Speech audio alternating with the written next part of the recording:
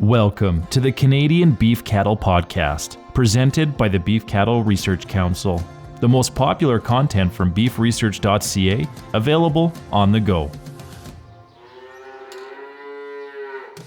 Before we get into this week's episode, a quick message from the BCRC. The Beef Cattle Research Council hosts a webinar series each year covering topics of importance to Canadian beef producers. These webinars are available free of charge thanks to guest speakers who volunteer their time and expertise to support advancements in the Canadian beef industry and through the Knowledge Dissemination and Technology Transfer Project funded by the Canadian Beef Cattle Checkoff and Canada's Beef Science Cluster. You can register for the latest webinar series or watch past webinar recordings by clicking the link in the show notes. This episode is titled, Protecting Your Investment, Bull Management. Dr. Colin Palmer is the Associate Director of the University of Saskatchewan, Livestock and Forage Center of Excellence in Saskatoon, Saskatchewan.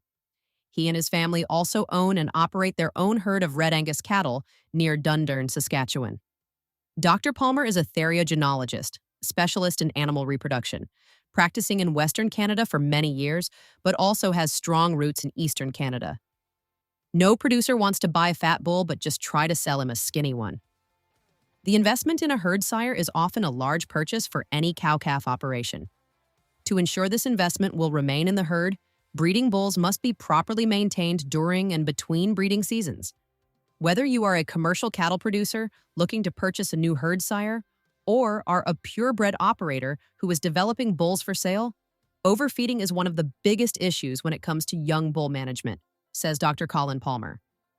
Pushing young bulls for large daily gains can lead to issues such as joint effusion, swelling, laminitis, acidosis, inflammation of the seminal vesicles, and overconditioning or simply becoming too fat. Overly conditioning bulls can have a direct impact on their performance as a herd sire.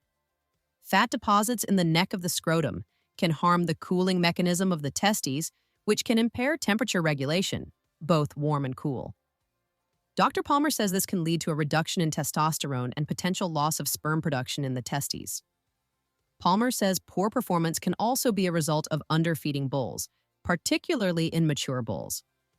A balanced diet, including salt and minerals, is important for preparing mature bulls for the next breeding season. Feed testing is vital to ensure the proper nutrition is being met. Palmer also suggests considering the use of feed additives such as rumensin.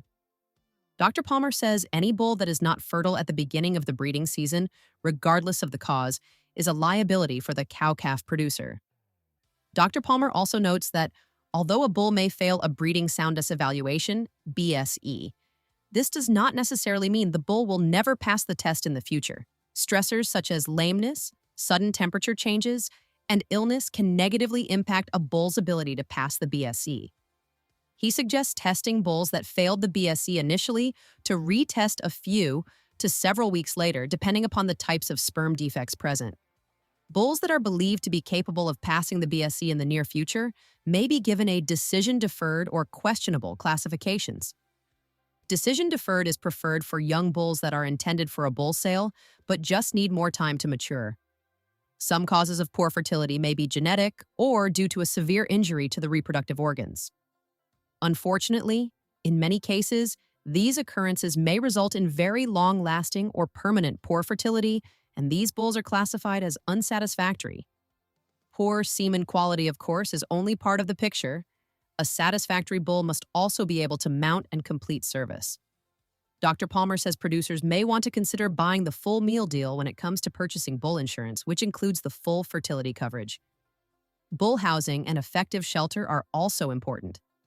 Dr. Palmer says adequate bedding is necessary to prevent frostbite on the testes, which can negatively impact a BSE. He also suggests that easing bulls together into a new environment at the same time is helpful when establishing social dominance. Moving all the bulls to a new space ensures the surroundings are new to each of the bulls and you are not introducing a new guy to an already established group. Dr. Palmer advocates treating bulls with the same herd health program as the cow herd. Bulls can often be overlooked when it comes to vaccinations, but it is critical that their vaccines for clostridial diseases, blackleg, bovine viral diarrhea virus, BVDV, and other bovine respiratory viruses are up to date. Bulls persistently infected, PI, with BVDV not only can spread disease within the herd, but it can negatively impact their fertility as well. Purchasing bulls from herds with sound vaccination programs is critical. Sharing bulls with neighboring herds or even in a community pasture system can create a biosecurity concern.